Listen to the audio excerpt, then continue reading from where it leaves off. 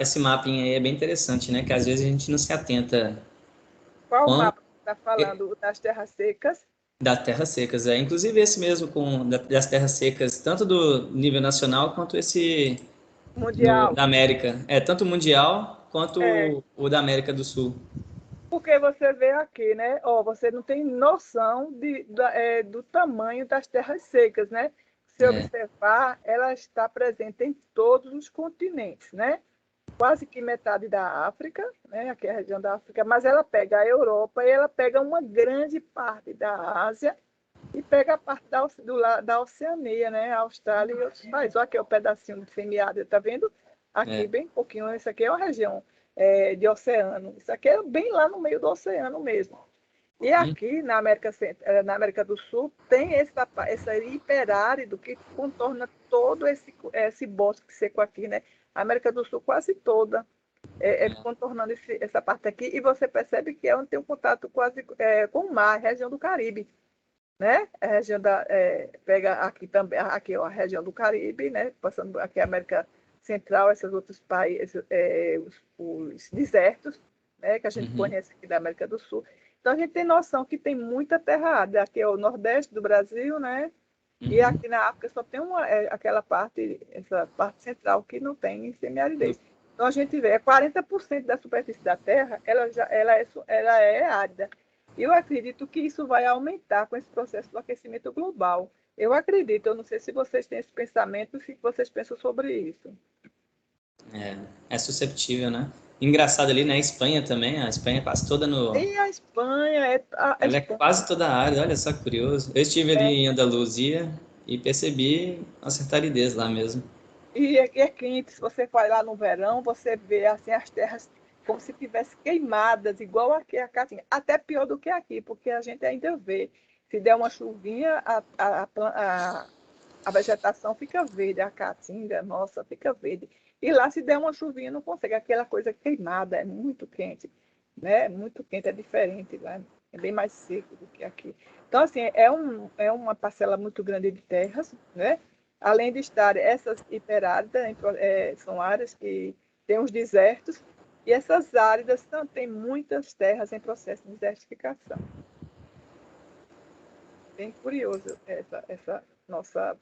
Aqui, né? Aqui, o mapa da América do Sul, mostrando melhor a questão do. Aqui, ó, aquele bosque semiárido, o bosque que é pouco conhecido, é pouco falado, esse bosque hiperárido. Bom, mas essas terras têm diversidade biológica alta, né? Então, a gente costuma pensar, quando a gente fala em diversidade, a gente costuma pensar, e por muito tempo, né, a Caatinga ela ficou relegada assim, a planos inferiores da pesquisa, por ser considerada terras secas e de baixa diversidade biológica. Mas essas terras, elas apresentam uma alta diversidade, além de apresentarem muitas espécies endêmicas. Mas aqui, assim, é bom fazer uma ressalva em relação à questão do termo biodiversidade. Muitas vezes a gente só relaciona a biodiversidade à riqueza de espécies, né? Ao número de espécies que aquela área tem. Mas a biodiversidade, ela está ligada à variabilidade genética.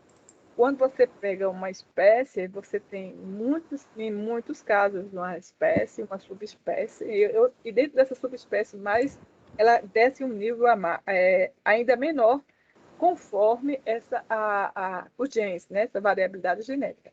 Então, esses números diferentes de categorias biológicas, que é a riqueza da Terra, e a abundância relativa dessas categorias, é o que a gente pode considerar de biodiversidade.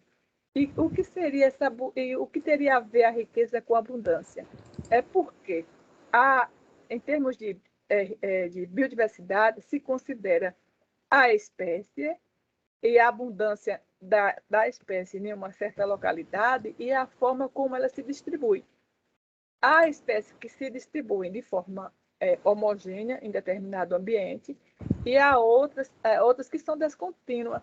Então, quando se trata de biodiversidade, precisa ter em mente a questão da riqueza de espécies e a abundância dessas espécies, né? E como elas se distribuem no ambiente. Essa variabilidade de genes, né, é considerado relacionado com essa riqueza e abundância, é chamado de alfa-diversidade, certo? Ela se preocupa com a riqueza da espécie e da abundância no nível local. Quando há uma complementariedade biológica entre os habitats que essas espécies vivem, aí você tem a beta-diversidade, que é uma variação na composição. Essa beta-diversidade ela é composta de várias espécies entre locais de uma mesma área. Eu vou dar um exemplo. Por exemplo, eu tenho você ou eu, nós podemos ter uma área numa serra, por exemplo. A parte mais alta dessa serra ela pode estar bem degradada, mas em função das chuvas, mesmo que sejam poucas, elas descem e ficam num certo trechozinho mais que possa se aglomerar água. Mesmo que ali seque, aquela terra úmida vai propiciar a que nasçam várias plantas, né? As plantas pioneiras, e aí vai havendo uma sucessão ecológica. Então, o que é que você vai ter ali nesse ambiente nesse ambiente? Você vai ter uma variação na composição das espécies. Numa mesma área, a área é aquela área de serra, no entanto, você tem espécies lá naquela parte mais úmida, né? E você tem espécies nessa parte mais seca, mesmo que seja uma área degradada, vão ocorrer aquelas espécies que suportam bem as altas temperaturas e, para isso, elas apresentam adaptações especiais. Então, esse grupo de espécies diferentes que ocupam a mesma, estão numa área, mas em localidades diferentes, são consideradas de beta-diversidade. E ainda tem a variabilidade entre as paisagens, né? Que no caso a gente vai tratar aqui de gama-diversidade ou diversidade regional, que seria o número total de espécies observadas em todo o estado. Então, quando eu vou computar as espécies desse ambiente que eu dei um exemplo, eu não vou computar localmente a parte de cima e a parte de baixo, onde está mais úmida. Eu vou computar a área todinha. E aí eu tenho uma gama de diversidade. É o que eu tenho, a gama de diversidade. Entenderam? Então, a diversidade biológica, ela não é só a riqueza, como a gente faz. A gente só pensa em riqueza. Mas, quando a gente está falando de diversidade biológica, tem que levar em consideração a abundância das espécies, né? A abundância daquela espécie e o hábito que ele ocupa. E aí vai havendo essa distinção, né, em termos de conceito. E aqui eu vou ter até um exemplozinho que eu quero que vocês me expliquem. Aqui eu tenho um ambiente A, um ambiente B, um ambiente C, e aqui são as espécies, esses quadradinhos são as espécies, onde você localizariam aí a diversidade alfa, a beta e a gama.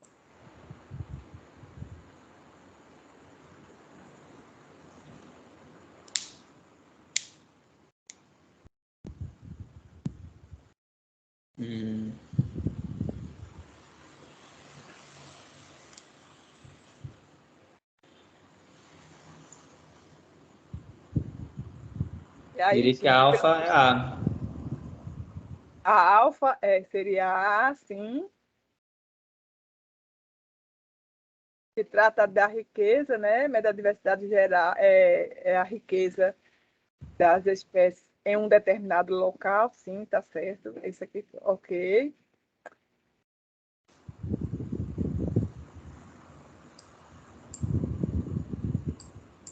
E esse daqui seria o quê? Seria a beta ou a gama?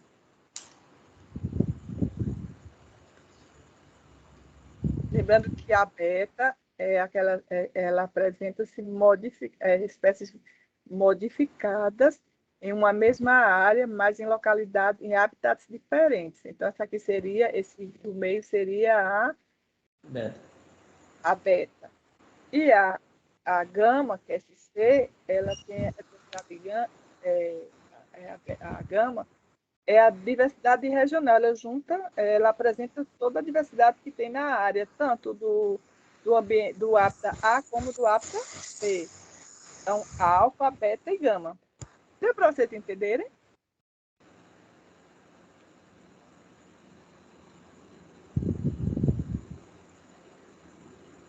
E aí, pessoal, deu para entender?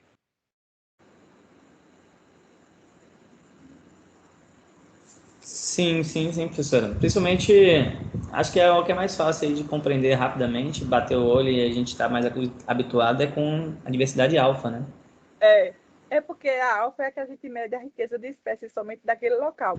Por exemplo, você vai para campo, você vai fazer o levantamento de uma área, você delimita lá as parcelas, né?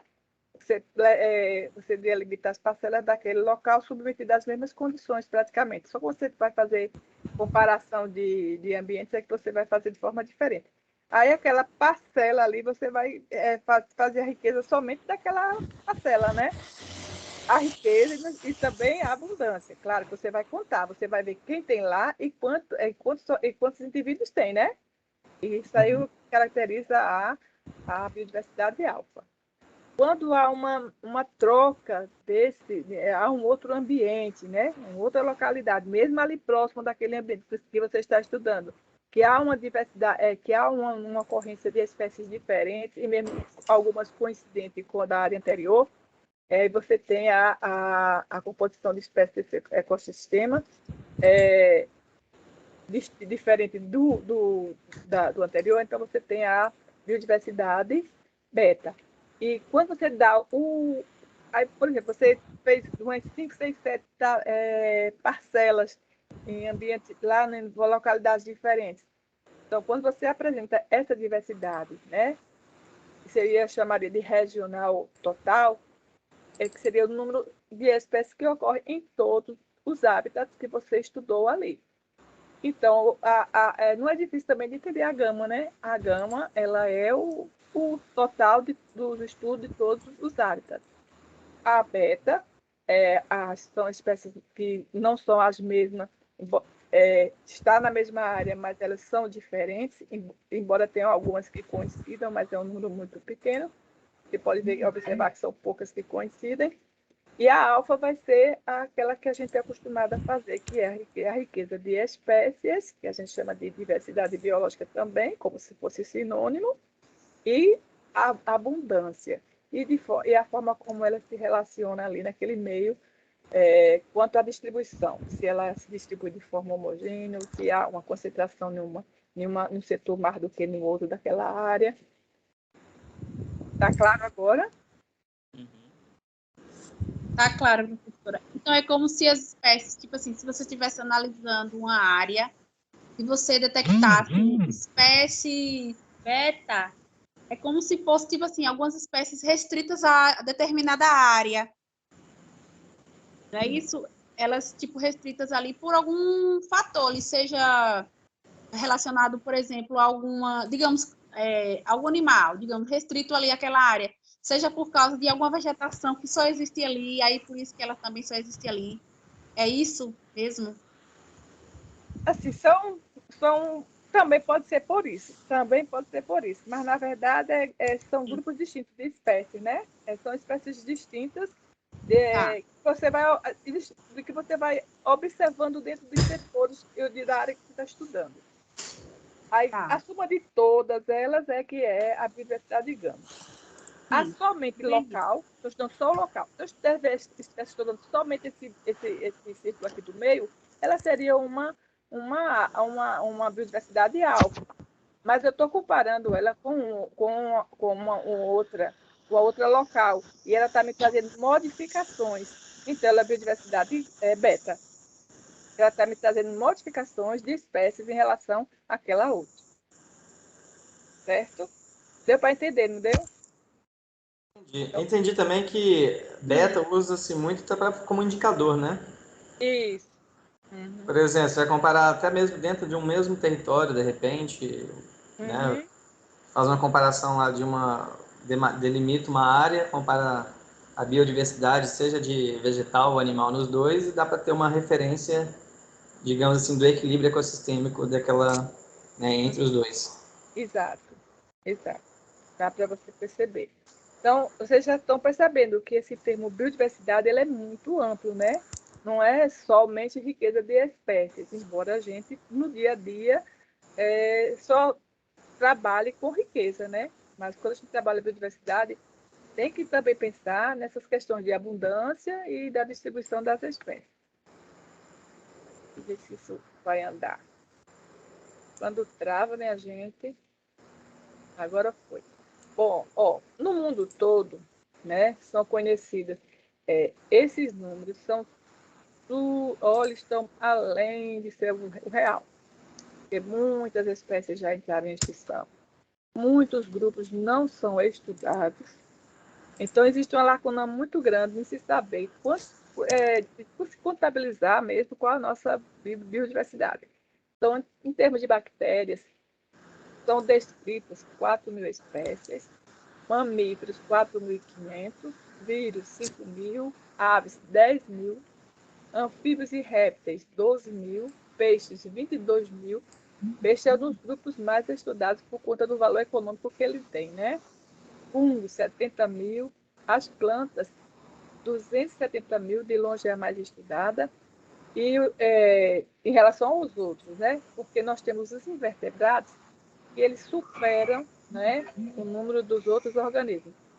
São 400.000 invertebrados conhecidos, sem incluir aí os insetos, sem incluir aí os outros grupos de aranhas, escorpiões, dos anelídeos, dos platelmintos, nematelmintos.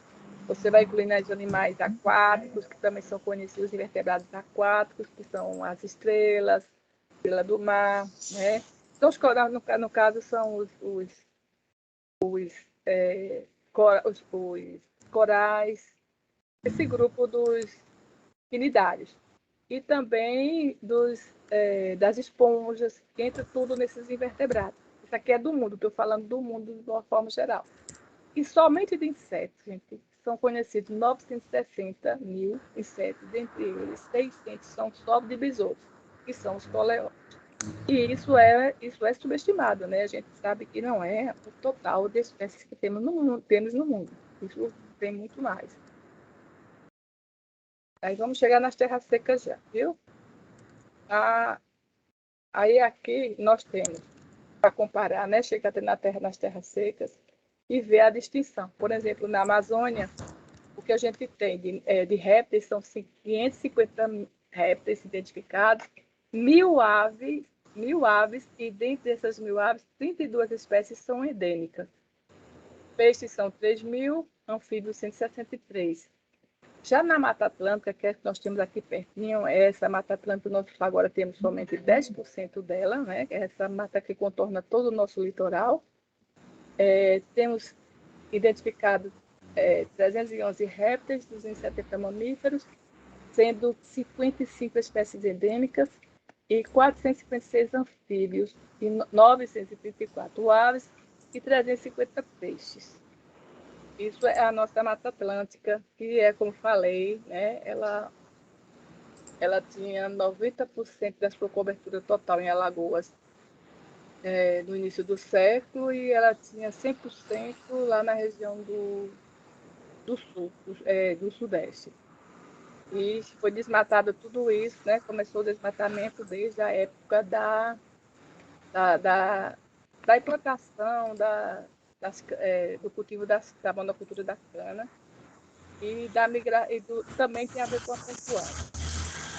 Pode ver o cerrado, né? O cerrado, que faz na região central, são 187 répteis, 62 mamíferos, com 18 espécies endêmicas e 113 anfíbios, aves 35. O número de aves e peixes geralmente são grandes. 850 aves e peixes são 1.000 exemplares de peixes, mais uma vez, considerando a importância econômica dos peixes. E das aves é a facilidade de identificação. De primeiro se coletava o bicho, se empalhava, hoje não. A identificação de aves se faz visual e sonora, se faz através de playback. Você grava o som das aves, né? E aí elas são atraídas pelo som e você fotografa e identifica essas aves através de... Aí estão chegando aqui na Caatinga, né, que é essa nossa terra seca. Então, são 148 mamíferos, sendo somente 10 espécies endêmicas, 49 anfíbios, e a nossa flora ela é bem grande, né? Mas não é tão grande quando comparada, por exemplo, com o Cerrado, que são 12.683 espécies, sendo 7.356 espécies endêmicas. Nós temos 1.547 espécies endêmicas, né? Na flora total de 1.311. E de peixe, 240. A gente tem vários ecossistemas também, que não aparece aqui, que são os ecossistemas exclusivamente marinhos, que são os mangues, os estuários e a região costeira, que não estão contabilizados aqui. E o que eu quero chamar a atenção é essa questão do que temos de endêmicos, né? Tanto para mamíferos, que são 10 espécies endêmicas, e para a flora, nós temos 1.550 espécies endêmicas de vegetais. Se quiser falar alguma coisa. Havia o Pampa, que o número já cai bastante, é bem menor, e o Pantanal. A flora do Pantanal é só de 1.197, mesmo porque a extensão territorial é menor, mamíferos 132 espécies e anfíbios 35. E a gente não vê aqui a predominância de espécies endêmicas, assim como também nesse bioma Pampa também não tem a apresentação de espécies endêmicas. Professora. Oi. Quem está falando? Eu não estou vendo, não. Quem é? Francier. Boa noite. Boa noite. Eu tinha visto você na sala. Eu cheguei atrasado. Eu estava coletando umas coisas da pesquisa. Uma pergunta. Eu estava fazendo uma leitura e tem alguns estudos que mostram que a biodiversidade em uma caatinga bem preservada, que é bem difícil hoje em dia, mas existe, principalmente nas reservas, tem mais biodiversidade em 1 metro quadrado da caatinga do que da própria Amazônia. E segundo esses estudos, isso eu não sei se é verídico, até que nível foi feito esse estudo, né? Uhum. Não sei se a professora tem alguma coisa que possa ajudar também. Isso aí foi uma leitura mesmo que eu fiz. Olha, assim, o que eu vejo é o seguinte: durante muito tempo, como eu falei anteriormente, não existiam estudos da biodiversidade da Caatinga. Só mais recentemente, acho que quando há uns 20 anos atrás ou 15, começaram a aparecer, começaram surgindo pequenos editais para estudo de biodiversidade. Então, tem muita coisa que não era mostrada da Caatinga, entendeu? Nada era mostrado. Agora nós já temos muitos estudos que podem mostrar isso. Eu não sei se... eu também já ouvi falar isso, que em relação que a questão da Caatinga, há áreas que são bem mais, que tem uma maior diversidade do que áreas da Amazônia, porque nós temos, especificamente nesse nosso ambiente, vários hábitats que propiciam e adaptações desses animais que propiciam o desenvolvimento deles com facilidade, né? Com essas estratégias de reprodução específica, de cuidado dos ninhos, com o cuidado dos ovos. Agora, eu não sei se isso... Eu não conheço esse trabalho, sabe, Francier? Mas eu sei que a nossa biodiversidade ela não é conhecida na sua totalidade e, com certeza, nossa biodiversidade é bem maior do que é apresentada. Muito bem maior. Especialmente porque na Caatinga, em relação aos animais, só são estudados os grandes grupos e os invertebrados, somente as abelhas, são mais conhecidas por conta do interesse econômico que elas têm. Mas os outros insetos são poucos estudados. E também os outros invertebrados, de um modo geral, são pouquíssimos estudos sobre fungos, sobre os... por exemplo, tem uma professora agora que ela está descobrindo um monte de espécies que não tem registro nenhum ainda para a Caatinga em relação aos fungos, principalmente os líquens de paredes que ela está fazendo, líquens de encostas. E, assim, é um número muito grande, e acho que não deu tempo ainda para esses dados serem compilados. E também, o Instituto do Meio Ambiente, o Ministério do Meio Ambiente, ele tem uns 3 a 4 anos que a página dele não é alimentada. E a gente tem dados da biodiversidade, são dados antigos. Então, a gente tem uma lacuna muito grande em relação ao número de organismos que temos na Caatinga. É provável que até tenhamos mesmo mais do que na Amazônia, mesmo porque a Amazônia já está bem degradada em relação da mineração, em relação do uso indevido das águas, né? Tem vários fatores relacionados com a Amazônia, as queimadas que recentemente ocorreram, que não eram comuns, e os avanços dos estudos da Caatinga mais recentemente. Professora, Franciei e colegas, eu tô com essa matéria, eu acho que é a mesma matéria que o Francia está comentando, eu imagino. Sim, diga. Eu pesquisei aqui, Hum.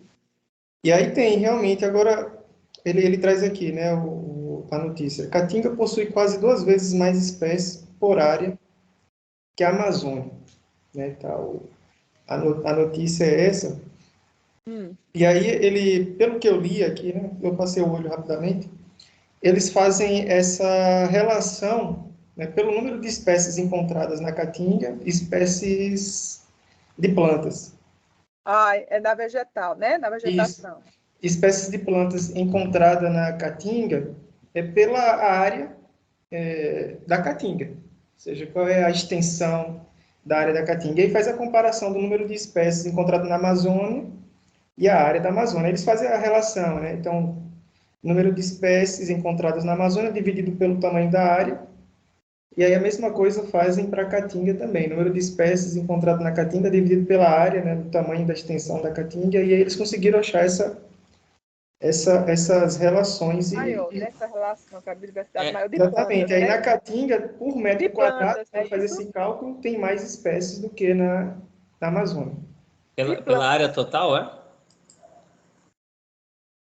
Desculpa, é o número de espécies pela área total. E aí a gente tem uma relação. Aí essa relação na Caatinga é maior do que a relação na Amazônia. No caso, de espécies vegetais, não é isso? A notícia que eu tenho aqui são espécies vegetais, são plantas. Eu acabei funcionando o peixe, sabe? No chat aí a notícia que o Harrison está comentando. E aí eu estava vendo também, né, que é um trabalho lá do pessoal da UFS, do Moab, eu conheço ele e o professor Rapini, que eles trabalham fazendo esse levantamento de espécies botânicas na Caatinga. Da professora Juliette. Tem muito trabalho sobre isso. Acho que é juntamente... Quem mais trabalha com a Caatinga na vegetação foi a professora Juliette. Exatamente. Eles têm descoberto muitas espécies e têm ampliado o número de espécies de plantas para a Caatinga. Esse grupo tem trabalhado bastante em termos de plantas.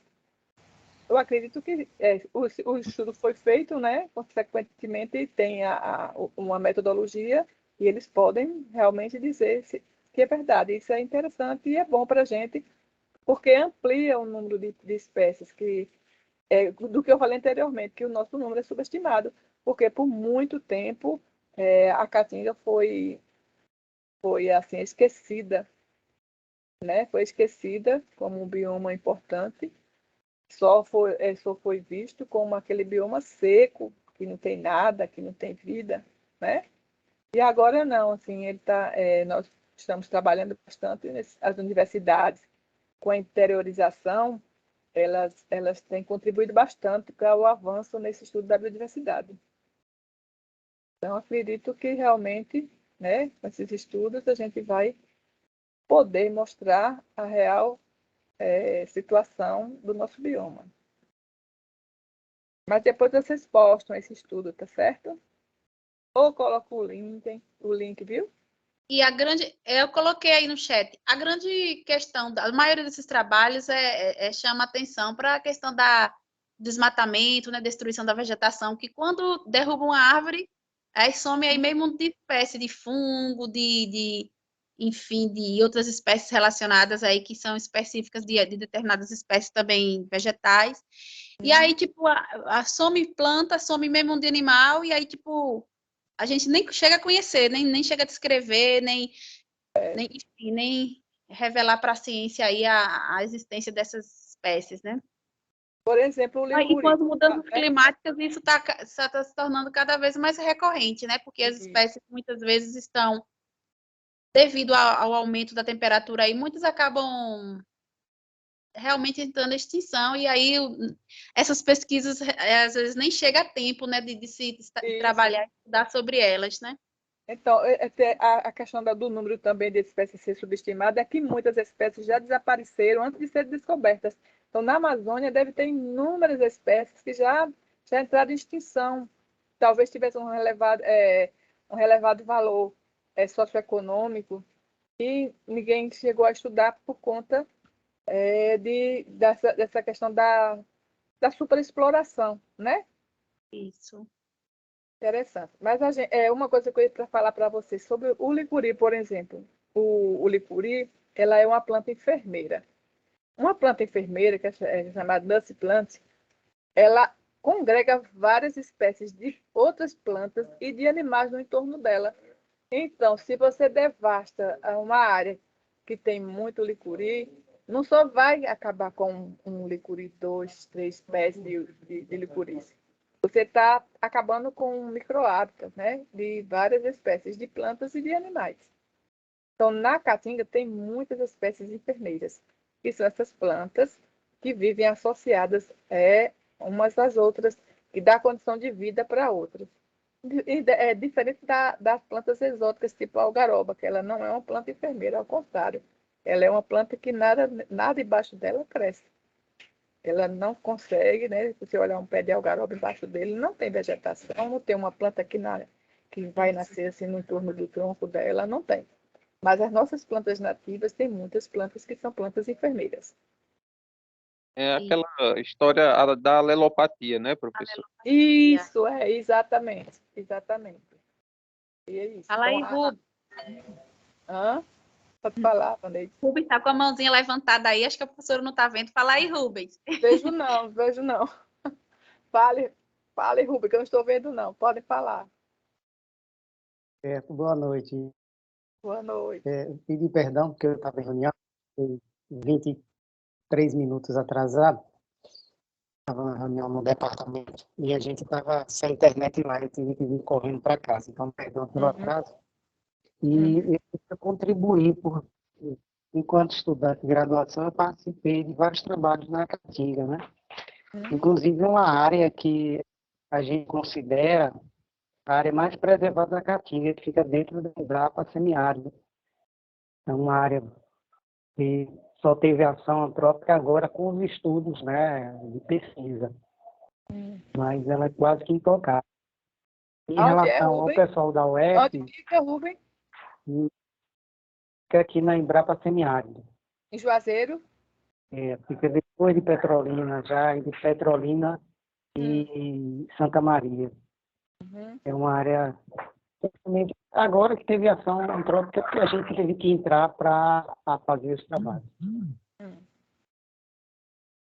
E eu participei com vários trabalhos e o pessoal da UFES, né?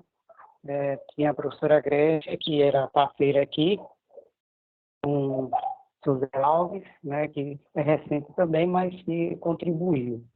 Professora Grécia foi E a gente... baixinho, né? Botar para a gente decorar o nome desse personagem, viu, Rubens? E a gente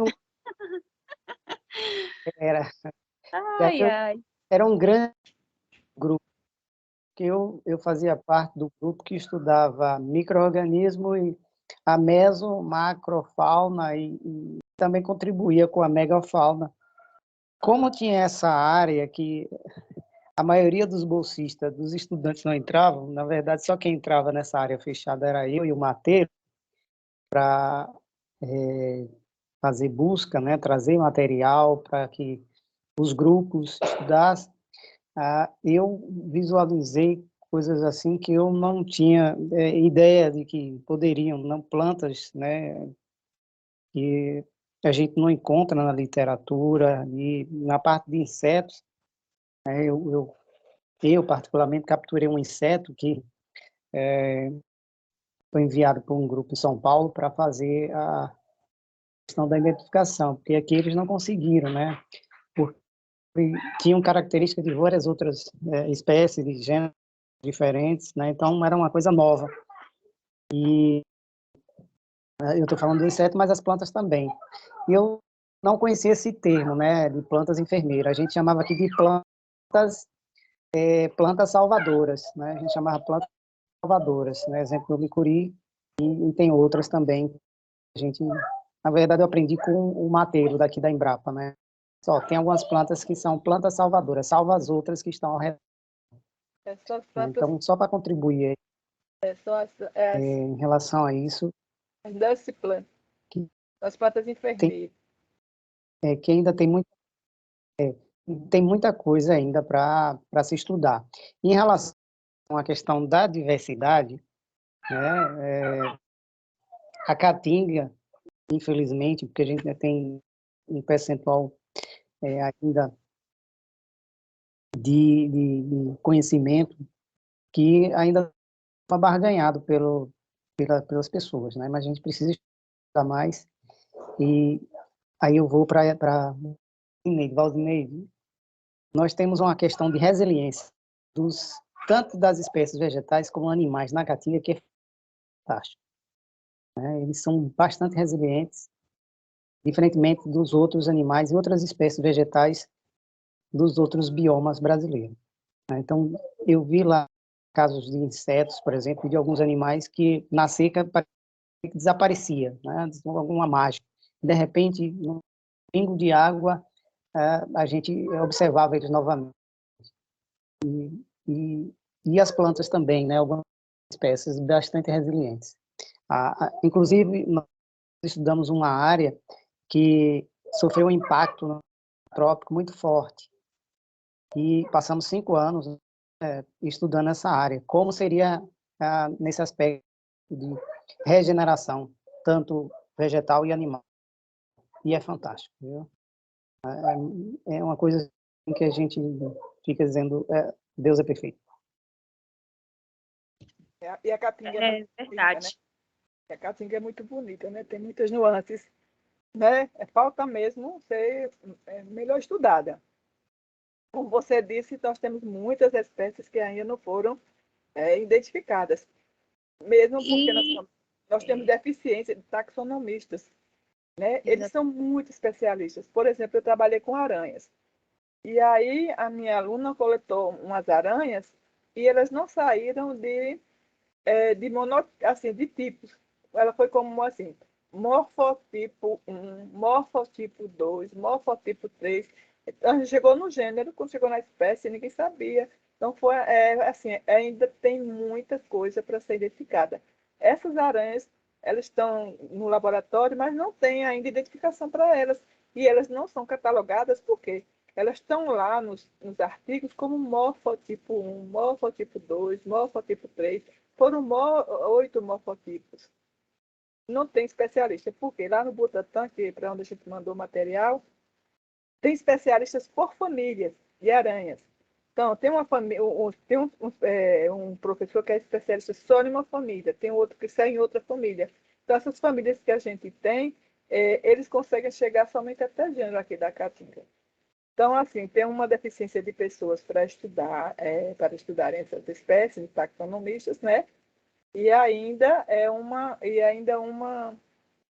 eu acho que ainda precisa ser feito uma revisão ampla de tudo que a gente tem para saber dos estudos que já foram feitos, de monografias, de teses, de artigos, para saber o número que nós temos já estudado, porque temos muito ainda para fazer, né? A Caatinga tem muita coisa ainda para ser trabalhada. Porque a gente tem os brejos de altitude, a gente pega, embaixo deles já pega algumas áreas de caatinga. Tem muita coisa ainda para ser estudada e trazer ainda esses números reais. Bom, aí aqui eu trouxe só uma ilustraçãozinha em relação ao mundo, e que se reflete também aqui na Caatinga. O número de insetos que tem extinção no mundo é de 873 espécies. A gente sabe que isso é muito mais. De aves é 1.029, de mamíferos 503, e tem um total de 3.565 espécies de bichos, de animais vertebrados. Eu não estou nem falando de invertebrados, gente, é de vertebrados. Incluindo aqui só de invertebrados os insetos, como eu falei anteriormente, que é o grupo mais estudado. Os demais grupos não são estudados por falta de especialistas, por falta de interesse, porque não tem certo interesse econômico, por falta de estudos mesmo dentro de áreas específicas. Nas plantas, a gente tem em torno de 22.137 espécies também, né, em extinção. E eu só elenquei aqui somente 3 fatores e vocês podem complementar, que são as causas dessa extinção. A sobreexploração, há uma taxa insustentável, exploram os animais, principalmente os animais, as plantas também, de forma exagerada, sem haver um controle, sem haver um manejo, um manejo correto dessas plantas, nem mesmo dos animais. A destruição de hábitat, isso é uma coisa assim que destrói destruindo-se os hábitats, não tem como existir fauna. E as espécies introduzidas. Eu não quero dizer aqui que todas as espécies introduzidas elas são ruins, mas a maioria é. Principalmente animais, eles terminam acabando com os animais endêmicos da Caatinga, por exemplo, quando vem alguns animais exóticos. E quando tem as plantas, a gente vê a questão da algaroba. Embora se fale que ela é boa, é importante, mas ela é um tipo de planta que não dá para trabalhar numa área de conservação, tendo a algaroba como uma espécie que vai se somar, né? Porque ela não o termo que o menino usou agora, né? Uma planta alopátrica, que ela não consegue agregar vida embaixo dela. Então, essas espécies introduzidas, elas apareceram há algum tempo, lá na década de 60 principalmente, ou 70, foram mais introduzidas pela Embrapa. Foi isso quem trabalha na Embrapa aí, pode me lembrar bem, foram as algarobas, leucena, foram as plantas que trouxeram para cá, né? E anos mais tarde, não foi isso? Quem é que está falando? Exatamente. É Francier. Não foi Francier, é leucena, que era o grande milagre, a algaroba. A algaroba, ela tem uma alta resistência aos períodos de seca. Ela consegue criar vamos supor, um baixio que tenha várias espécies, na verdade, várias árvores de algaroba. Pode ser algaroba. Primeiramente que ela vai destruir o lençol freático pelo grande sistema radicular que ela tem. Ela chega a buscar água numa profundidade de até 50 metros de profundidade em alguns estudos que foram feitos. E, ao mesmo tempo, ela passa o dia e boa parte da noite criando um microclima através dos estômatos. Constantemente ela retira a água do lençol freático e joga na atmosfera. Para isso, para facilitar o desenvolvimento da própria matéria verde e seca. Não é à toa que ela flora o ano inteiro, quase o ano inteiro, né? Então é uma planta altamente resistente. Agora só que ela destrói o lençol freático de um baixio, né? Teve algumas regiões que a gente trabalha com sistema agroflorestal e quando a gente chegou no baixio estava completamente invadido por algaroba, não tinha mais nada embaixo. E a primeira coisa que a gente pediu foi a retirada de toda a algaroba e só deixasse 1 ou 2 exemplares na parte mais alta do terreno. E aí a gente fez a recuperação do baixio com outras espécies, né? Então, realmente é uma espécie muito invasora. Outra coisa que o povo fala também é a floresta de eucalipto. É a mesma coisa, né? O eucalipto também não é uma floresta, né? É uma forma, eu acho que né? O pessoal fala que é uma compensação ambiental. Por exemplo, muitas empresas elas fazem uma plantação de eucalipto pensando que está fazendo uma compensação ambiental. Também não é, porque o eucalipto também consome muita água do solo, né? A mesma coisa da algaroba, não é uma planta boa é uma planta também introduzida e causa prejuízo às nossas plantas aqui, a nosso solo, É. né, as coisas Ela nativas. De não tem modo... tanto um impacto alelopático, professora, o eucalipto. Ele tem mais a questão de prejudicar o lençol freático mesmo, mas Isso, a ela questão gasta muita água, ela, né? isso, ela Ela consegue fazer com o consórcio com outras espécies, mas em relação à profundidade, realmente ela atinge muito o lençol freático. puxa muita água. É porque eu já vi algumas plantações de eucalipto na beira do rio, né? A gente não pode, ela não é mata ciliar, né? Então são coisas erradas que se fazem, né? Pensando que estão fazendo a coisa certa.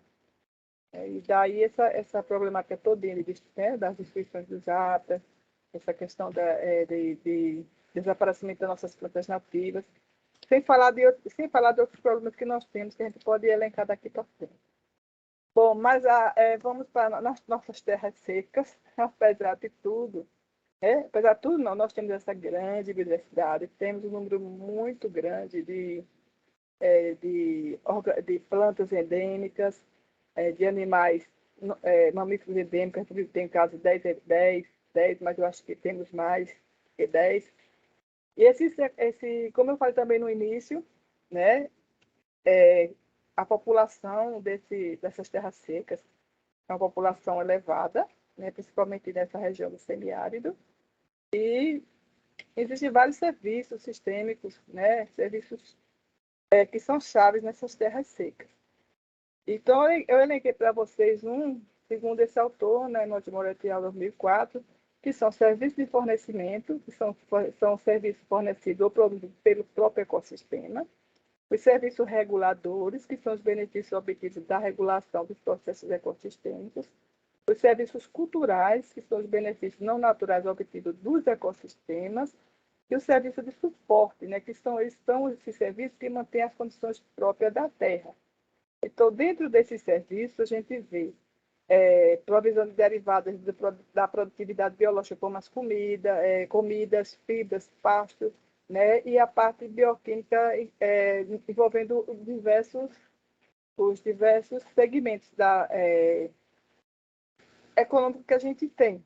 Por exemplo, mesmo a gente vê a estação dos produtos das plantas medicinais, a gente vê a questão da extração de feromônios, a gente tem tem muitos produtos, muitas coisas que são, muitos serviços, né, demandados da bioquímica. A questão da água, né, água fresca, os hidrocarbonetos como óleos e gás, metais e minerais, metálicos, minerais pesados e materiais, e aqui tem outros materiais. E a gente, esse negócio anda, viu? E não dá para ler, mas são outros materiais que estão tirados da natureza e que são bens que geram serviços para a comunidade e faz com que essa comunidade se mantenha nesse ambiente que é considerado inóspito em função dessa questão climática, né? E aí, nos serviços reguladores, que são os benefícios obtidos pela regulação dos processos ecossistêmicos, temos a purificação e regulação da água, polinização e dispersão das sementes, né? A proteção do solo contra a desertificação, a regulação climática, e tem os locais que são apropriados de uma cobertura vegetal que compense nessa questão, que trabalhe na compensação global, né, nessa questão do sequestro do carbono. Esses serviços culturais, eles são muito importantes, tem a ver com as identidades e diversidades culturais. Aí, nesse setor, a gente vai encontrar muito a participação dos índios e dos quilombolas, que são, assim, tem tudo a ver com a questão das paisagens culturais, os valores hereditários e os serviços que eles prestam espirituais também. Se você tomar, por exemplo, a Jurema, por que será que a Jurema não vai desaparecer da Caatinga tão fácil? Porque ela é protegida pelos índios. Porque a Jurema ela é utilizada nos rituais sagrados dos índios. Então, eles têm, né, eles podem até desmatar uma área de outras plantas, mas eles vão, sempre a Jurema vai ser protegida, porque ela entra, né, ela é um serviço cultural desse grupo e, consequentemente, mantém a paisagem, né, em função desse respeito e de cuidado por estar ligado aos serviços espirituais e estéticos dessa comunidade. Já os serviços de suporte, a gente tem a questão da conservação do solo, né, a produção primária e o ciclo de nutrientes. Então, esses são os serviços. Vocês devem conhecer outros serviços chave aqui das terras secas, porque vocês trabalham diretamente com isso. Se alguém quiser fazer algum comentário. Francier mesmo trabalha com a questão que tem a ver com essa prestação de serviço, né, através da tecnologia social, mas se apoderando de serviços que estão essa própria área semiárida, não é isso, Francier?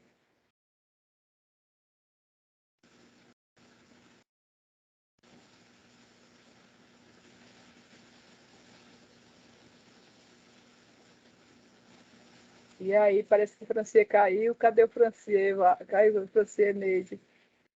Harrison, você tem algum comentário para fazer? Tranquilo, professora.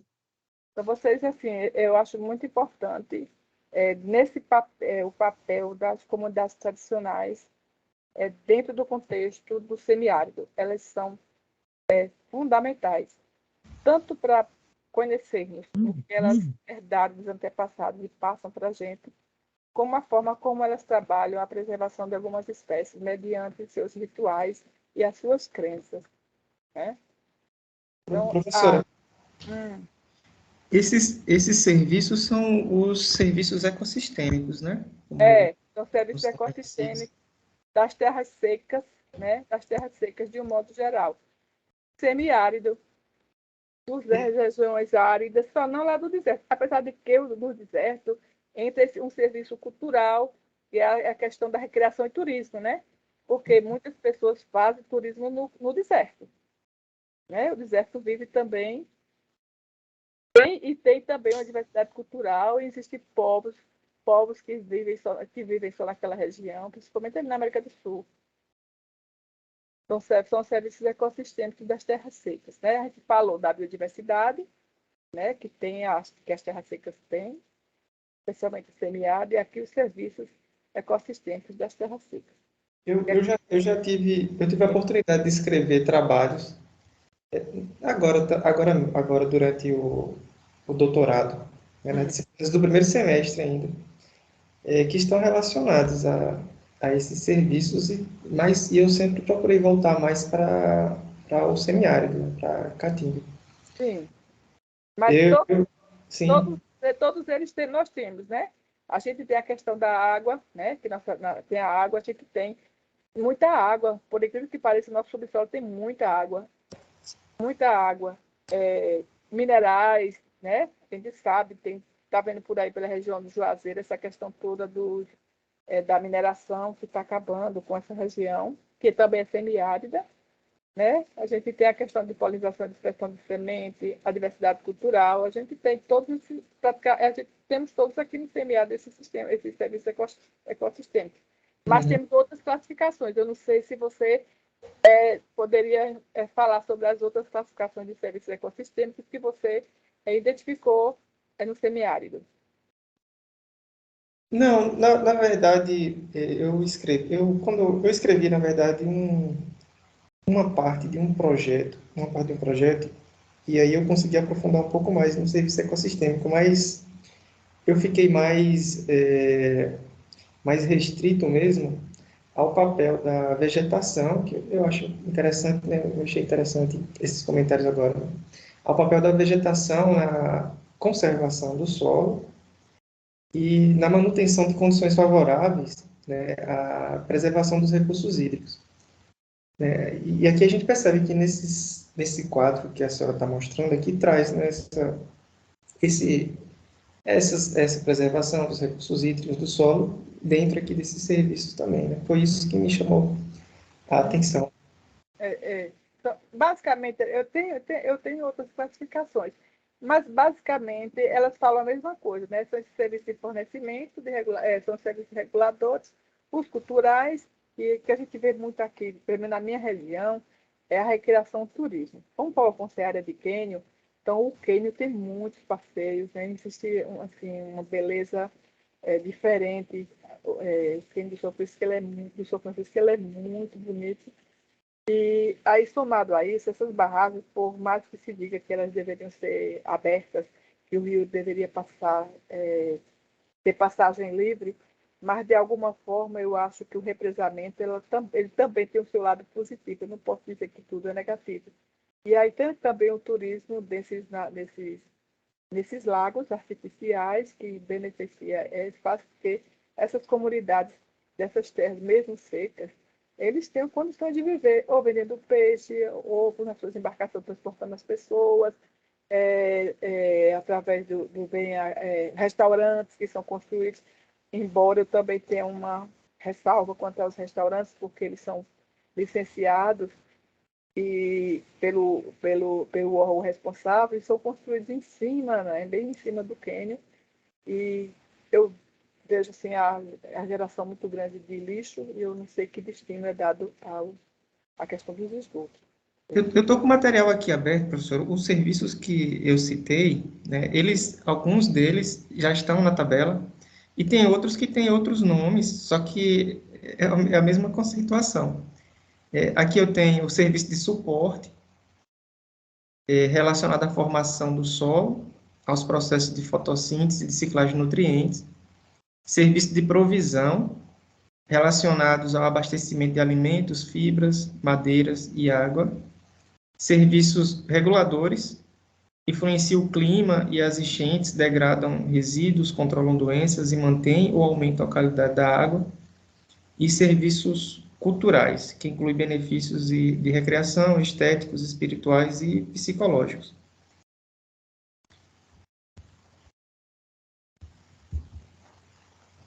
Praticamente, são esses aqui, só que com outro, alguns com os É, a nomes, mesma descrição, né? Tem os serviços culturais aqui, agora o que não tem aí é o de provisão, né? Mas ele está presente, só que não tem o nome, serviço de provisão, mas ele está aí. Uhum. Isso mesmo.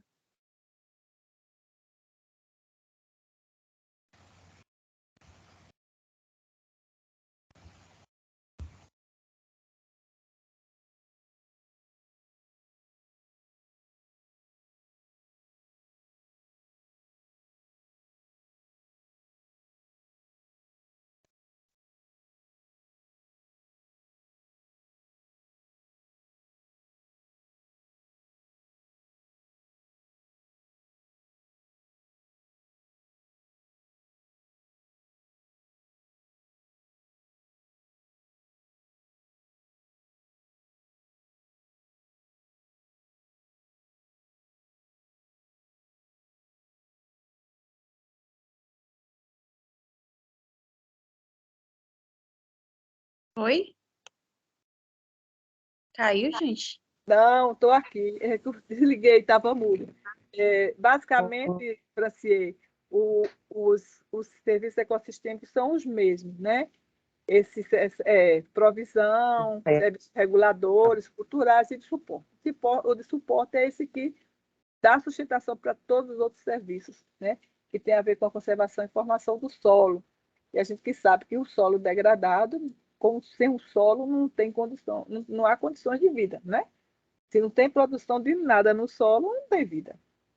Tudo está, né, ligado ao solo que é reflexo, que aí tem se leva em consideração vegetação, clima, mas aí esse tipo de serviço está ligado ao serviço de suporte. Tem mais alguma coisa a acrescentar? Professora, me permita, por favor. Pois não, Eu à queria vontade. colocar aqui uma conversa que eu tive com um sul-africano há 2 anos atrás, Ah, que ele disse o seguinte, que nós, brasileiros, principalmente no nordestino, não sabemos utilizar nem explorar, só, vocês têm que usar essa palavra mesmo no sentido benéfico, explorar os serviços que você tem, e quanto principalmente a caatinga. Né? Ele disse, ó, vocês têm povos, mas aqui vocês não sabem valorizar e explorar no bom sentido, né, o conhecimento e a preservação, seja cultural, social e ambiental, né, com essa valorização dos povos. Ele disse, vocês não sabem explorar de forma benéfica isso, diferentemente que no nosso continente africano, nós temos partes da África que já funciona dessa forma. Então, eu conheci um turista francês que ele disse, ó, eu venho no Brasil, eu não quero ver, não quero ir para o shopping, porque lá na França tem shopping, eu não quero o que eu vejo lá, quero algo diferente, né?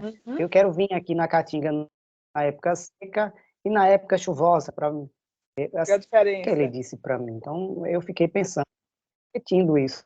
Ele disse, vocês têm a riqueza e não sabem explorar de forma benéfica o serviço que vocês têm, principalmente aqui no Nordeste. Esses dias eu vi uma foto do Piauí, a Capadócia do Piauí. Eu achei uma coisa belíssima. Você conhece? Já ouviu falar? Eu já ouvi falar, né? Tem um Mas colega que é da região. Mas pouca gente conhece. Por que você conhece? Porque tem alguém da região. Então, é isso que você está falando, a gente não sabe explorar. A gente não sabe realmente explorar o potencial que a Caatinga tem, né? Realmente, nós não aproveitamos esses serviços que temos. Isso é verdade. E eu digo mais, assim, levando em consideração todo esse conhecimento que a literatura já vem abordando sobre a importância desses serviços, bem como os serviços já conhecidos, já compartilhados ali nas comunidades. Tipo assim, juntando esses dois conhecimentos, eles precisam ser disseminados, sabe? Precisa adentrar mais para outras comunidades que não têm acesso. Acho que só assim as populações em geral, principalmente aqui do semiárido, elas vão começar a entender a importância da preservação, da conservação, dos recursos naturais da Caatinga, e aí eles vão começar a utilizar esses serviços, né, os benefícios, e explorar esse lado positivo aí desses serviços da Caatinga, enfim, né, dessas terras secas. É isso, acho que falta mesmo disseminar esses conhecimentos, que tem muito, né, a gente fala bastante, todo mundo já, tipo assim, comunidade científica sabe, mas falta mesmo levar para o agricultor, tá entendendo? Para aquela pessoa que não tem esse conhecimento. Enfim, é isso, eu acho. E aí, só para... Se pode falar. A gente vem observando isso, o pessoal vem aproveitando, explorando os serviços, né, na Amazônia. Agora é como se fosse uma lei, né, você utilizar os serviços para com a preservação natural lá. E os povos, os indígenas, né, eu estava conversando com um colega que está lá no Pará, e ele vem, eu pensava diferente, agora estou vendo outra forma aqui, que eles estão se adaptando em relação à realidade local, né? Voltando-se os olhos para o próprio povo, né? Pensando na questão da preservação e também da recomposição, recuperação do ambiente natural. Então,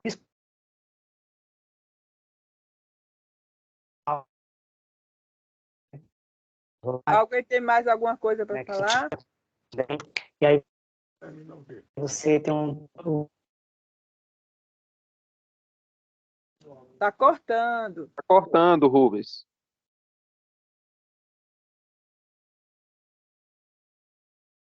Parou. Professora, eu colocando uma questão em cima dessa colocação de Rubens, enquanto ele volta aí com a internet, é a questão, principalmente, que a gente tem uma riqueza muito grande quando a gente vai explorar de forma consciente os óleos essenciais e essências que a gente pode extrair de nossas espécies da caatinga. é um ramo crescente que ajuda na preservação de nossas espécies, porque muitas vezes a gente só vai utilizar partes vegetativas da planta, não a planta toda em si. Muitas vezes a gente utiliza apenas um produto ou um fruto dessa própria espécie da caatinga, e é uma coisa muito pouco explorado na nossa caatinga, diferentemente de outras áreas, principalmente na própria Amazônia. Quantas empresas aromáticas não existem na Amazônia extraindo óleos essenciais, né, das espécies? Quantas a gente tem aqui na Caatinga? É contados nos dedos, né? Então, é uma área possível de ser explorado, essa questão das essências e os óleos essenciais de nossas espécies da Caatinga. Tá? Tem muita coisa, né, para a gente explorar. A questão ainda das plantas medicinais, né? Tem muita coisa das plantas medicinais que se estuda através dos índios e dos quilombolas, mas que não são testadas e transformadas em remédios. Os óleos essenciais, a gente tem os animais também que têm importância, né? A gente sabe que a cobra ela é utilizada para muita coisa. O rabo, o chocalho da cobra tem um valor terapêutico. Então tem muita coisa, né? Falta. Acho que foi aquela questão que eu falei. Nós ficamos muito tempo esquecidos do poder público, né? E sempre nos viram como aquela população que não tem água e que precisa de carro-pipa. Então, aí, dessa forma, não havia investimento, né, no nosso semiárido. É só o que se passa, é só que aqui é seco, que não tem vida, que as pessoas morrem, o gado morre, as pessoas morrem de sede, morrem de fome. Mas tem todos esses serviços, né, que a gente está estudando, nós temos e poderíamos explorar. Não é isso?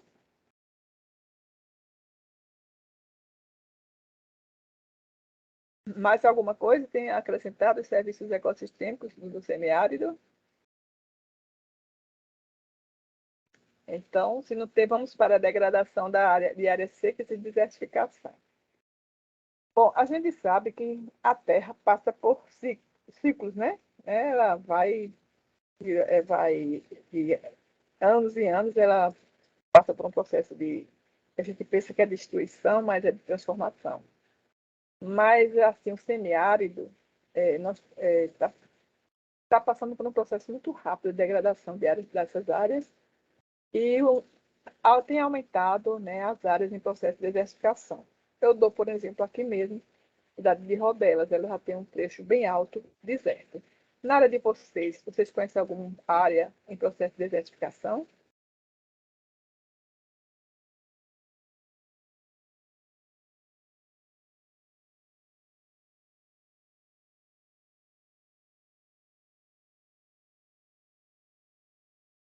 Sim, professora, tem muitos aqui, falando de entre Pernambuco e Ceará, a gente tem muitos locais em processo de desertificação, principalmente que a gente chama de Sertão dos Inhamuns, um sertão muito conhecido aqui no Ceará, e ele em várias áreas já está em processo de desertificação, e mais pelo processo antropogênico, né, atingindo principalmente essa ação do homem, da mulher no ecossistema, interferindo diretamente.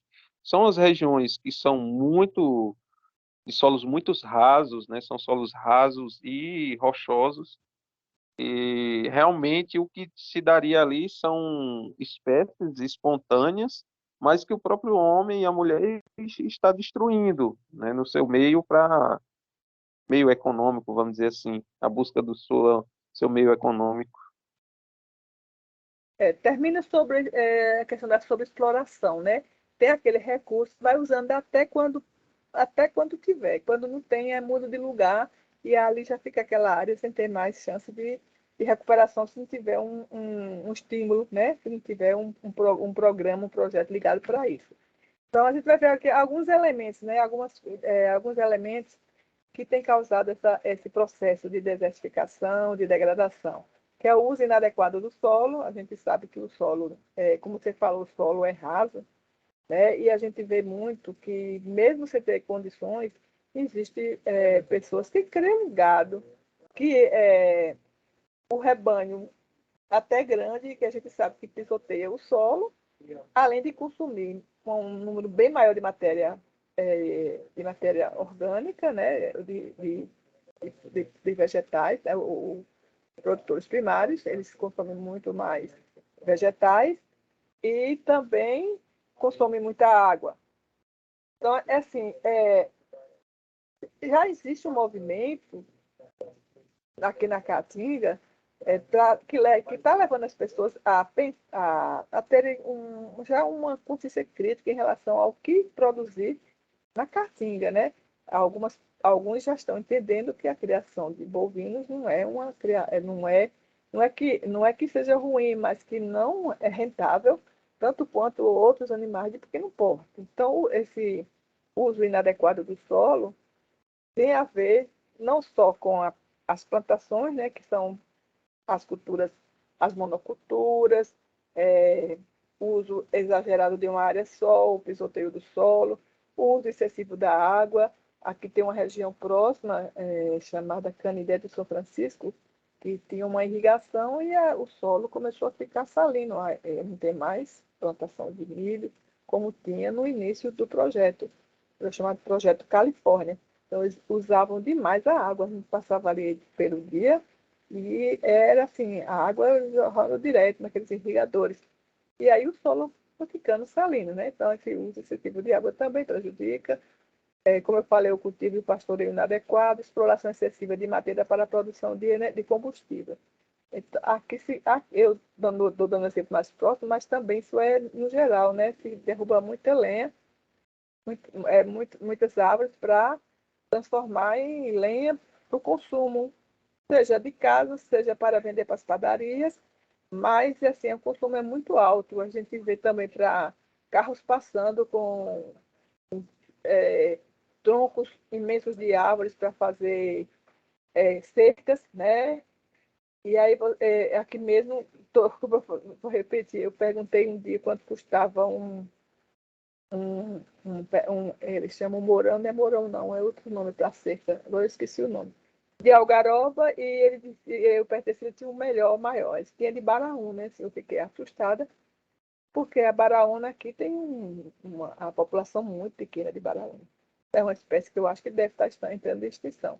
Esse uso excessivo da madeira, não só para a produção de combustível, como também para fazer cerca, né? Então, eles cercam as roças com esse material vegetal. E também todo esse complexo, né, de inter-relações, aí as variações climáticas, e somado a essas ações antrópicas, ele tem levado à desertificação de grandes áreas aqui no semiárido. Vocês querem comentar alguma coisa sobre isso? Acho que vocês têm mais conhecimento do que eu sobre essa questão da desertificação e a ação antrópica. Professora, em relação Oi. à questão do gado, né? É uma discussão que Tem uma. vem há anos, vem debatendo sobre essa questão do gado. Como? Em uma discussão que a gente estava numa plenária sobre a questão de processo de desertificação, e aí a gente levantou essa questão do gado. Só que aí teve uma pessoa que levantou e levantou uma questão. Olha, e esse era do exterior, ele não era daqui, ele era da Bélgica. Ele falando lá, pelo menos até onde eu consegui entender, onde ele colocou, e a questão do nosso semiárido não é suporte para os animais, é a nossa cultura como tratar os animais. E aí a gente ficou até questionando, mas como assim?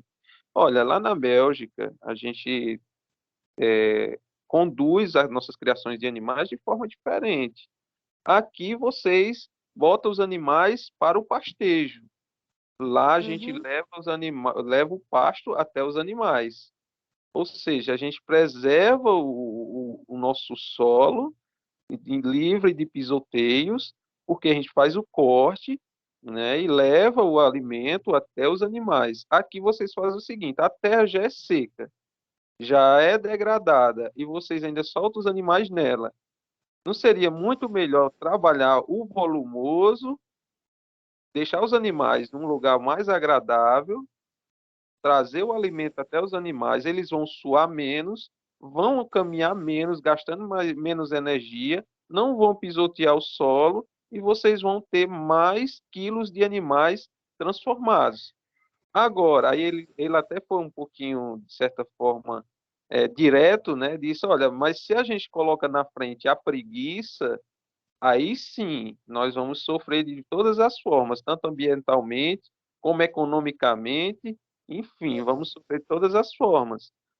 Na Bélgica a gente faz diferente. A gente leva o alimento até os animais e não os animais vão até o alimento. E aí isso fez a gente refletir. Será se não dá de forma intensiva tanto vegeta? Porque a gente tem uma região muito rica. O nosso semiárido ele é muito diversificado em espécies que os animais mesmo consomem, né? E foi muito interessante essa reflexão que foi trazido e fez muita gente mudar até a forma de criar a sua vaquinha, né? Antes a vaquinha só vivia no meio do mundo. Muita gente agora está segurando a vaquinha e trazendo um alimento até a vaquinha. E em algumas regiões que a gente trabalha, né? Só nessa palestra que teve dessa pessoa da Bélgica faz a gente refletir sobre nossa cultura em cima de nossas criações e nossa forma de plantar e conduzir o agroecossistema, vamos dizer assim. Porque aqui são comunidades fundo de pasto, né? Eles deixam os animais são criados à solta, né? Para fazer o pastoreio onde tiver. Mas a Bélgica é totalmente diferente do Nordeste. A Bélgica é uma região fria. Eles têm a maior parte do tempo frio e pouco tempo chuvoso. Na época que eles têm vegetação, você passa por lá, pelas estradas, é cheio daqueles bolos de vegetais enrolados, guardados para o tempo difícil. Aqui, se densificar esses animais assim, essa vegetação assim, só acaba. Tem umas áreas que pode, eu acho que as áreas mais úmidas dá, mas essa caatinga nossa aqui mesmo, a não ser que houvesse a questão da palma, né? O cultivo da palma em Foi grande justamente, olha, escala, em grande escala, e aí sim, guardar essa palma para o período de seca, por exemplo, o animal ter o seu local certo, não sair pisoteando o solo, nem invadindo a cerca dos outros, né? Também tem isso. Mas a questão da Bélgica, eles têm um clima bom, chove bastante, né? isso, E eles é isso que ele investem. disse. Viu, professora? Né? Foi isso que ele realmente relatou em relação a gente. É que lá eles têm um período parecido, mas o que que eles sofrem? Eles sofrem com um inverno muito intenso. Inverno É, frio, né? Inverno é, frio, a gente fala. E tem um período chuvoso bom. Então, o que é que eles fazem? Eles guardam o alimento. E aí isso é. ele até comparou com a gente. Olha, vocês têm um período muito intenso de chuvas em um curto período do ano, que vocês têm uma vegetação que cresce muito rápido, que é impressionante como a caatinga Uhum, é. Tipo, 3 é. chuvas, ela se transforma de uma vez. Ou seja, vocês têm pasto de uma hora para outra. Por que que vocês não guardam esse pasto, já que vocês o resto do ano inteiro não têm esse pasto? E muita gente disse, realmente, a gente deveria trabalhar os silos, o feno e várias outras É. coisas. E ele fez essa comparação, conhecendo a nossa realidade, né? Foi muito interessante. Ele fez refletir mesmo sobre essa questão. Mas é assim, é meio complicado, né? Eu acho meio complicado por conta dessa cultura, como você mesmo falou, essa cultura de criar o gado e o bode à solta, né? Para esses animais buscarem seus alimentos onde tiverem. E cultura é meio complicado tirar, a não ser que se tivesse uma assistência técnica que trabalhasse com esses agricultores nesse sentido e que fossem persistentes, né? Persistentes nessa situação. E se não Professor, for, não, cada um quer ter o seu gadinho para tirar seu leitinho, aqui e acolá, entendeu? professora, É meio complicado, é de cultura. Oi. so- sobre isso ainda, né?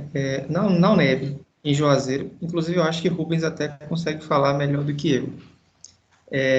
Temos um professor, né, que ele costuma levar os alunos para fazer uma viagem. E nessa viagem tem uma propriedade que ele gosta de mostrar aos alunos, e ele sempre comenta, né? E ele sempre comenta que essa propriedade ela está no meio do sertão, né? Está no semiárido. Mas eles criam vaca holandesa, né? Com produção de leite acima da média, né? Produção de leite muito alta. Só que são vacas confinadas, né? Elas são criadas confinadas e eles lá têm uma produção, né, de forragem, né? Ele comenta muito da palma, eles têm essa produção, eles armazenam, eles guardam e vão fornecendo esse alimento. Eu não sei dizer se Rubens pode complementar alguma coisa, Rubens. O professor Leocádio, ele costuma levar os alunos para essa visita. Na região de Irecê, né? De Irecê para Bom Jesus da Lapa. Na verdade, são 3 propriedades, né? Três famílias que desenvolvem essas ações. Tudo que Francier pontuou aí, eles fazem, né? E a gente observa isso. Nós temos na Caatinga diversas plantas que podem se tornar aí alimento para os animais na época seca, né? A gente tem facheiro, tem a jurema preta, vermelha, macambira, tem o próprio juazeiro, o umbuzeiro, que a gente pode fazer esse trabalho, a maniçoba, o marmeleiro, o moleque duro, o mororó. Então, tem vários, né? Vários. A nossa cultura pode, sim, eu acredito que pode ser alterada, professora, porque quando se mexe com a parte econômica, né, quando mexe nesse núcleo, aí as pessoas eles revisam tudo que eles, né, praticam. E a gente vê algumas experiências aqui na região de Irecê, até Bom Jesus da Lapa, com essas 3 famílias, mas uma associação foi criada para difundir para os outros, né, dessa região. Não é pequeno, né? Você pegar de Irecê até Bom Jesus da Lapa, uma área muito grande. E nós já temos aqui alguns criadores, né, de caprinos e ovinos que estão adotando isso. Deixar essa cultura de soltar o animal e só lembrar dele quando for à noite. Porque o animal, o bode, principalmente, ele não é seletivo, ele vai propiciar aí, né, até a extinção de espécies vegetais. Então, aí já é uma barreira também para o próprio criador. Então, essa parte econômica que a gente tem que chegar lá, é a ferida, é aqui. Pronto, você vai ganhar mais, né, fazendo isso. Foi isso que eu falei, Rubem, que precisa então do serviço de técnicos, né, especializados mesmo, que cheguem junto dessa população, dessas pessoas, para passar essas informações de forma com que eles entendam que eles estão tendo prejuízo e estão prejudicando também a natureza, porque com isso eles também estão tendo prejuízo. Porque quando o gado sai para o pastoreio, eles podem morrer. Eu vejo tanto animal morto aí, boi, assim, uns bois gordos, enormes, picado de cobra, atropelado. A gente vê, né? Eles perdem muitos animais. E quando chega a seca, eles perdem o rebanho quase todo, porque eles não guardaram o alimento para quando a seca chegar, né? Então, acho que precisa de um trabalho mais próximo, um trabalho de chegar próximo mesmo a essas pessoas para explicar, né? E aí sim muda-se a cultura, não é verdade? Como você diz, é possível mudar a cultura, sim. Mas precisa também que se leve a informação correta, porque o que você pensa que é certo, você vai sempre fazer, né? Não é isso? Porque na sua cabeça eles acham que o que eles estão fazendo é certo. Aí eu acho que precisa, né, mais desse trabalho mesmo, de informação, como o Neide falou, tem que ter mais informações, tem que ter esse trabalho desses técnicos, desses extensionistas, chegarem mais próximos a essas pessoas. Acho que tem uma questão que vai mais além de só de deixá-los lá e achar que eles vão entender que é melhor guardar o alimento do que soltar o gado. para pisotear o solo e é perda de alimento, né? Eu acho que tem que ter todo um trabalho por trás disso, né? Vocês que estão na academia, que estão nas empresas, têm bem acesso a esses trabalhos, se sabem dessas novidades. Mas e os agricultores que estão lá mesmo, lá dentro da caatinga mesmo? Né? Eles não têm. Eles ficam lá sem nenhuma assistência. Termina não sendo fácil para eles, né? Aí, com isso, vai gerando problemas que já vai chegar a um ponto que não tem mais solução, que é quando chegarmos nesse processo de desertificação, porque nenhuma medida está sendo tomada. Que eu saiba, até agora, o deserto avança e nenhum trabalho está sendo feito para impedir que essas áreas cresçam. Não é verdade? A gente tem a área de Cabrobó, né? Cabrobó. A gente, Inclusive, imagens do satélite já mostram, né? Deserto do Nordeste, na região do A área já é grande, muito grande. aqui, aqui, professor, a gente está executando um projeto, né, junto com o Movimento Nordeste, em que é justamente para a cadeia produtiva do leite. E a gente vê esses gargalos aí, né, que vocês trouxeram, vocês comentaram. Só que também tem essa questão, né, da infraestrutura, a falta de recurso, né, além da falta do conhecimento, mas também a falta de recursos financeiros para poder fazer essas mudanças. A gente até está com uma proposta aqui de um projeto de sustentabilidade, que seria um sistema de produção em condomínio. Seria justamente para tentar viabilizar, através da cooperação, através dos produtores, aumentar essa reserva alimentar e centralizar a produção e modernizar a produção. Não vai dar para chegar, tipo, pelo que eu vejo, assim, pela realidade, né, que eu pude notar, de tornar o animal totalmente confinado, isso aí é muito oneroso. A verdade é essa, fica muito oneroso. E, ao mesmo tempo, eu estava conferindo, a gente foi para um intercâmbio aqui recente, para uma propriedade em que eles criam lá também vacas holandesas, alto padrão, com produtividade lá em cima, as vacas com todo o conforto térmico, conforto acústico, enfim. Só que, ao mesmo tempo, traz até o outro lado da moeda, né?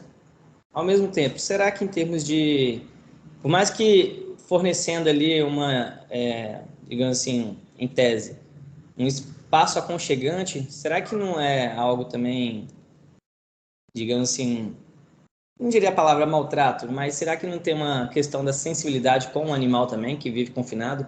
Porque é desde bezerrinho, nasceu já vai para a gaiola, vai crescendo, vai para a corda, vai crescendo, vai para a grade. Então também tem esse fator assim que a gente fica pensando. Eu acho que tem nesse ponto aí tem um documentário que é bem interessante, chamado Conspirações das Vacas, não sei se já assistiram, Conspiracy. Remonta muito essa questão de será que há sustentabilidade na cadeia, né, da bovinocultura, seja de leite ou de carne ou de corte? É bem curioso. Mas a verdade é que no final das contas um churrasco é sempre bem-vindo, né? Com certeza. Tiago, eu posso Tiago, colaborar contigo nesse ponto. Existe um manejo que não é só de confinamento. Esses animais, eles passam, tem alguns sistemas de criação intensivo, eles recebem banho de sol, eles podem ir lá andar, podem pastejar, tem uma área de pastejo a céu aberto. Esses bezerros, eles podem correr nesse espaço. Tem uma área que é só para banho das vacas, você tem uma ideia, um comodismo. Tem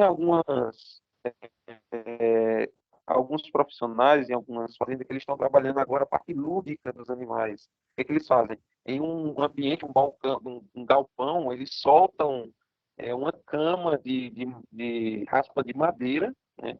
E soltam umas bolas infláveis para essas vacas começarem a brincar, pra você ter uma ideia.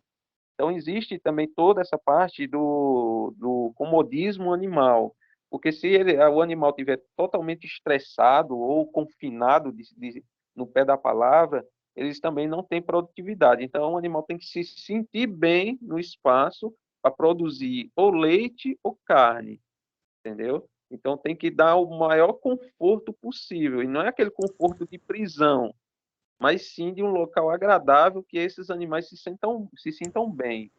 É bem interessante ver essa questão, mas já tem vários estudos que comprovam isso. E esse intensivo que a gente fala, de levar o alimento até o animal, mas não é em gaiola, mas sim em um ambiente reservado, né? Um ambiente restrito. E eles Sim. não andem tanto para conseguir comer, não andem tanto para conseguir beber, não andem tanto para conseguir ter acesso a um sal mineral que possa atender uma necessidade. Não andem tanto para tomar um banho, né? Que esses animais também precisam tomar banho, entendeu? Uhum. Mas um ambiente que seja agradável, que seja realmente até se torna até lúdico, como eu até falei, que tem algumas atividades lúdicas para os animais, já estão trabalhando isso, porque melhora a produção de leite. A qualidade é repercutida até no queijo, em algumas colocações, entendeu? Sim. Tem música clássica, tem muitos agricultores ou muitos criadores, né, de gado que usam música clássica para o gado ficar tranquilo, né? Então vamos lá, agora o nosso item, próximo item. Isso aqui ficou claro, né, que essa questão da desertificação está ligada mais às ações, está ligada às ações humanas, mas não só as humanas, porque existem complexas inter-relações multifatoriais que tem a ver com isso. Por exemplo, se fala que a borborema, que é que um relevo pode determinar um lado seco, um lado mais úmido, a gente sabe isso, né? Que ele solta vento. Solta vento, né? Solta vento e diga o oposto do solta vento. Acho que esse catavento mesmo. Então, existem outros fatores associados a isso. Não só a ação humana, mas também tem as ações ambientais que são inerentes e que propiciam esse processo de desertificação nas áreas secas.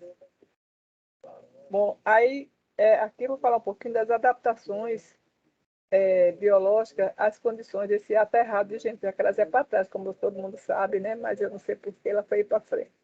As condições biológicas climáticas em terras secas. Então, existem uma classificação, 4 classificações para certo grupo de organismos. Pode ser plantas e também servem para animais. Então, existem organismos que escapam da seca, né? Eles escapam da seca fazendo o quê?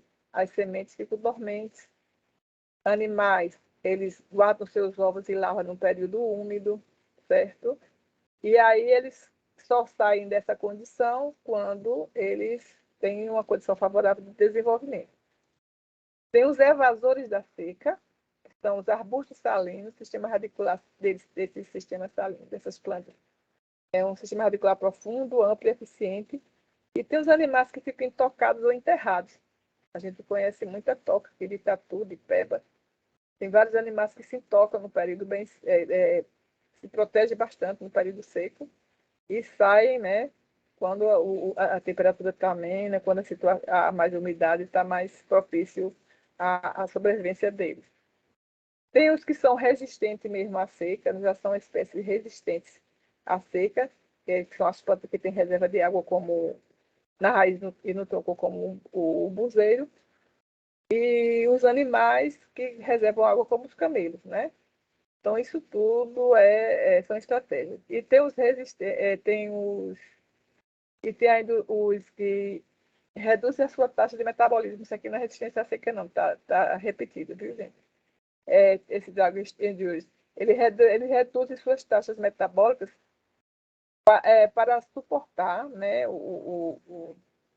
para gastar menos energia, né? A questão do gastar menos energia, diminui o metabolismo, e isso faz com que eles consigam passar o período seco todinho sem, contanto, comprometer a população.